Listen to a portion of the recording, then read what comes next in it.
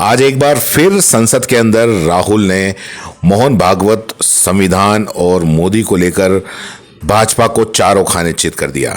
राहुल ने अंग्रेजी में कहा, जो हम आपको हिंदी में सुना रहे हैं। राहुल ने कहा कि मुझे याद है चुनाव से पहले आप सभी कह रहे थे अब की बार 400 पार। आप ये भी कह रहे थे कि आप इसे बदलेंगे। संविधान की पुस्तक ऊपर उठाकर उसने संविधान के लिए कहा कि आप इसे बदलेंगे। फिर मुझे ये देखकर खुशी हुई कि प्रधानमंत्री संसद के अंदर आए तो फिर उन्हें संविधान के सामने अपना सुर झुकाने के लिए मजबूर होना पड़ा। ये सभी कांग्रेस के लोगों के लिए गर्व का क्षण था कि हमने प्रधानमंत्री और पूरे देश को समझाया कि कोई भी ताकत इससे यानी कि संविधान को छूने की हिम्मत नहीं करेगी। मुझे पता है कि आरएसएस ने इसे कभी स्वीकार नहीं किया। मोहन भागवत ने कहा कि भारत को 1947 में आज़ादी नहीं मिली। उन्होंने ये भी कहा कि यह संविधान निरर्थक है। मुझे पता है कि वह आपके दिल में है। हम कभी भी आपके सपने को पूरा नहीं होने देंगे। यह संविधान भारत पर हमेशा शासन करने वाला है। इसके बाद राहुल ने सीधे सीधे आरोप लगाते हुए कहा कि मोहन भागवत जी ने एक बयान दिया जिसमें कहा था कि भारत को 1947 में आज़ादी नहीं मिली थी। उसके बाद में स्पीकर ओम बिरला ने आपत्ति जताई और आपत्ति जताने के बाद में ये कहा कि आप जो भी आरोप लगाएं वो तथ्यात्मक होने चाहिए। तो राहुल गांधी ने सीधे सीधे कहा कि मोहन भागवत जी ने एक बयान दिया था जिसमें कहा था कि भारत को 1947 में आज़ादी नहीं मिली थी। इसे आज़ादी तब मिली थी जब राम मंदिर का उद्घाटन हुआ।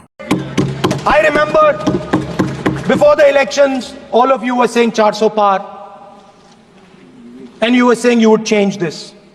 And then I was glad to see that the Prime Minister walked in and then was forced to bow his head in front of the Constitution. It was a moment of pride for all Congress people that we had explained to the Prime Minister and to the whole country that no force will dare touch this. I know that the RSS has never accepted this. Mohan Bhagwat ji has said that India didn't get independence in 1947. He has said that this constitution is meaningless. I know that is at your heart. We will never let your dream come true. This constitution is going to rule India always. Now, एक minute आप प्रतिपक्ष के नेता हैं। मेरा आपसे आग्रह है कि जो विषय आप रखें वह तथ्यों पर आधार पर रखें, उचित होगा। मैंने आपको पहले भी कहा। और जो सदन के सदस्य नहीं हैं उनकी चर्चा न करें।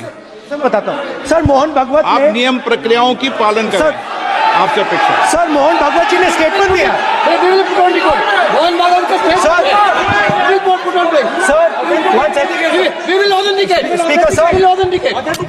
Speaker sir, Mohan Bhagwat ji made a statement saying that India did not receive independence in 1947.